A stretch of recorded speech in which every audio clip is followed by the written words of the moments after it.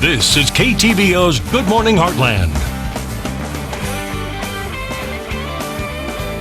And welcome back. We're hearing more about some over-the-counter medications being maybe not so safe. One such family of medications is NSAIDs or ibuprofen type medications. Today we have Dr. Justin Puckett here this morning to talk about it and break it down for us. How are you doing today? I'm doing great, thank you. All right, so first of all, tell us what are the problems with these types of medications? Well, we think about them as being, safe because they're over the counter, and many of us know that if we take, for example, 3 or 4 over-the-counter ibuprofen pills, that's the same dose as a prescription strength, and so oftentimes we do that, often without a doctor's recommendation, kind of not knowing some of those ill side effects, and especially with the NSAIDs, the dose is very important, and as the dose goes up, the efficacy of the drug may go up, but also a lot of the side effects. The way those medications work is they work to block enzymes in the body, and they block 2 different enzymes primarily, what we call COX-1 and COX-2. And COX-1 is something that we don't really need to block. COX-1 is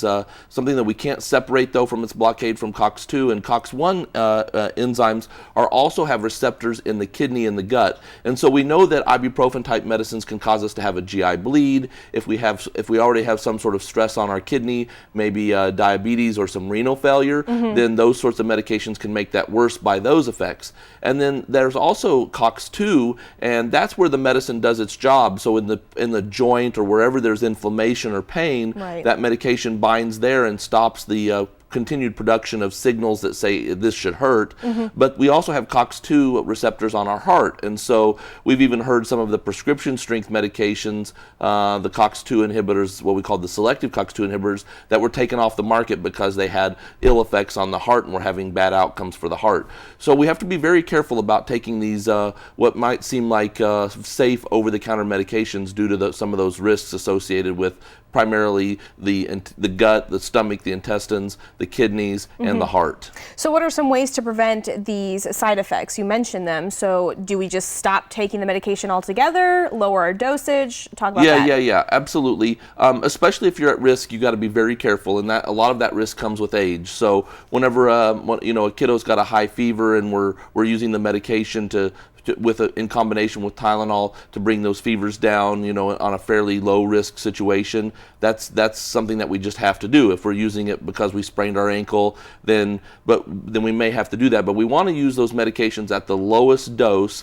for the shortest duration possible. Okay. So doesn't mean that you have to take them completely out of your medicine cabinet, but especially if you've got some chronic health issues, really need to be talking to your doctor about are you using those at the appropriate dose, and the big over-the-counter ones being the ibuprofen and the naproxen or the Aleve type medications. Okay. Now there are some new options out there. Talk about those, and are they safer?